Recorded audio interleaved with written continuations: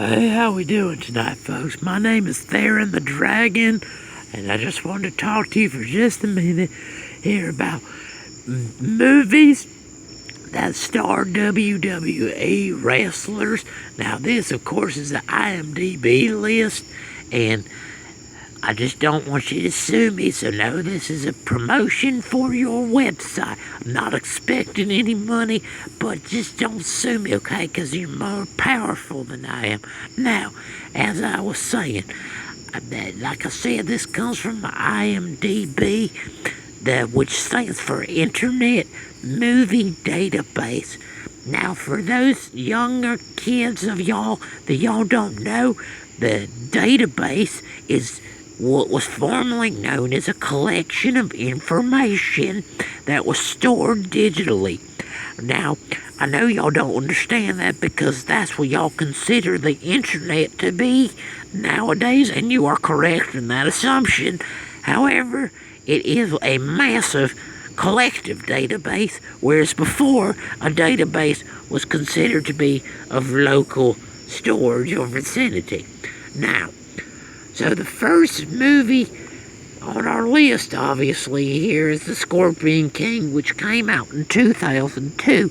Now, I'm just going to be covering some of the WWE movies because back in the day, there were lots of movies with wrestlers. One of my favorites, as a matter of fact, was a movie with the legendary Tiny Zoo Lister called No Holds Barred, which I felt he was actually the star of the movie, even though at the time the star of the movie was someone by the name of Terry Hulk Hogan, which you may know and have heard of. However, in my opinion, Tiny Zoo Lister was the draw to that movie, just like he was the draw to Friday. Even though that was a very funny movie, I felt at the end was less than compelling due to the fact that as badass as Ice Cube is, I just don't see him beating the massive Tiny Zoo Lister in a street fight. Also, I would recommend watching The Fifth Element, where Tiny Zoo Lister plays the president, and he's very good in that role. On to the list.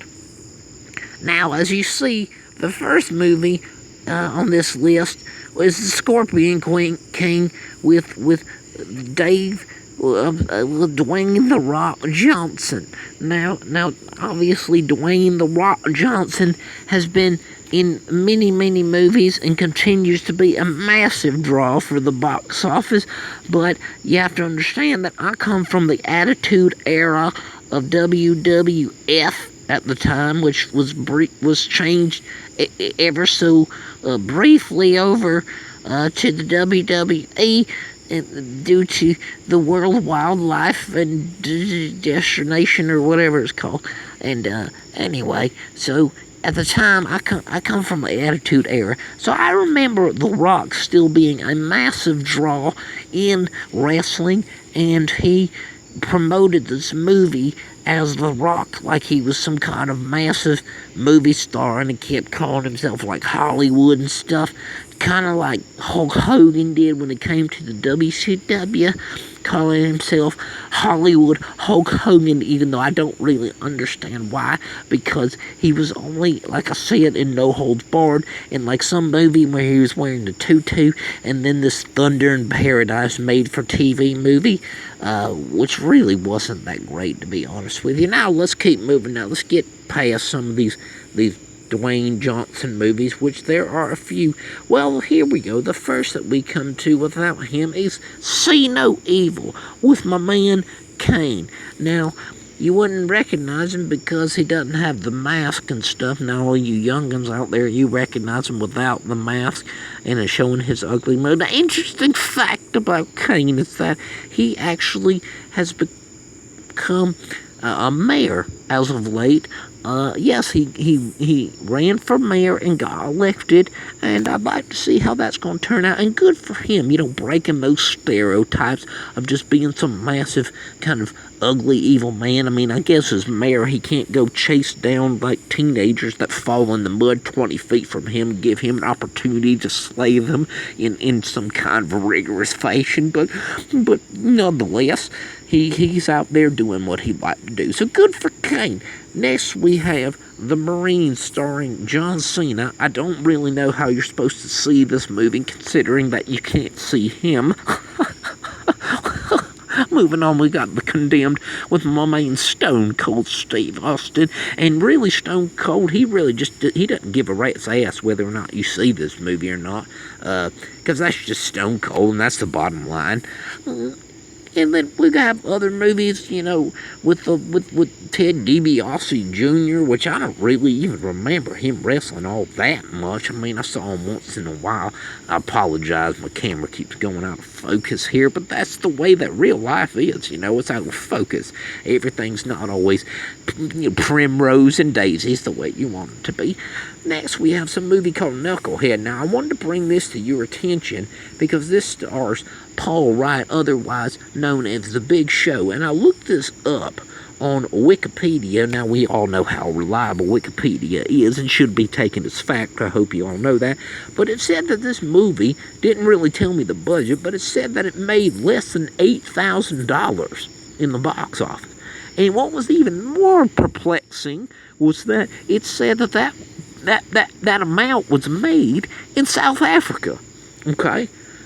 Now, I mean, just figure that out for yourself. I'm not really sure what's up with that. And then we have The Chaperones with my man Triple H here. Now, I'm not really understanding why Triple H would even attempt to be in some kind of comedy, family comedy, whatever it may be. I haven't seen it myself. I haven't seen most of these, to be honest with you, because I figured they were crap. But I just wanted to share this list with anybody that might want to know about wrestlers that have been in movies. Now, you got the Mike the Miz right here. He's been in the Marine 3, in the Marine 4, and in the Marine 5. Now, Mike the Miz, he's done pretty well for himself. I'm really impressed because back in the day when I first saw the man, he was there's the show. He was on the show called The Real World. And he was quite the character on that show, and he always said how he was going to be a professional. He was going to be a professional wrestler, and he was. He turned out to live his dream. Now, I got to say, that's just a testament to how great this country of America is that we live in. When you could take a man who kind of looks a little bit like Chuck Norris, gained like 50 pounds, and then combine him with the comedic stylings of someone like Jim Carrey, you get The Miz. And he's provided a way to make himself a success and do what he said he was going to do. Set out, follow your dreams, ladies and gentlemen. Mike The Miz right there. Very blurry picture of Mike the Miz, but he's on there somewhere in video game styling. But yes, he was in that one, and anyway, it goes on and on and on. But I just want to tell you once again, ladies and gentlemen, follow your dreams. The Miz has. Good night.